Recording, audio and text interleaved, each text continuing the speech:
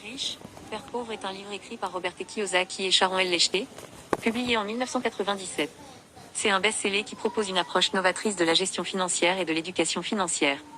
Voici un large résumé détaillé des principaux concepts abordés dans le livre. 1. Les deux pères. Kiyosaki présente deux figures paternelles dans sa vie.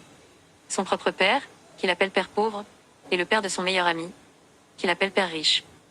Ces deux hommes représentent deux approches différentes de la vie et de l'argent. 2. La mentalité financière. Le livre explore les différences fondamentales de mentalité entre les personnes riches et les personnes pauvres. Kiyosaki soutient que la richesse ne dépend pas seulement des revenus, mais aussi de la manière dont on gère son argent et ses ressources. Il encourage les lecteurs à adopter une mentalité de prospérité et à remettre en question les croyances traditionnelles sur l'argent et le travail. 3. L'éducation financière. Kiyosaki critique le système éducatif traditionnel pour ne pas enseigner aux enfants les compétences financières essentielles nécessaires pour réussir dans le monde réel. Il souligne l'importance d'apprendre la comptabilité, l'investissement et l'entrepreneuriat dès le plus jeune âge pour devenir financièrement indépendant. 4. Les actifs et les passifs. Une des concepts clés du livre est la différence entre les actifs et les passifs. Kiyosaki définit un actif comme quelque chose qui génère des revenus, tandis qu'un passif est quelque chose qui génère des dépenses.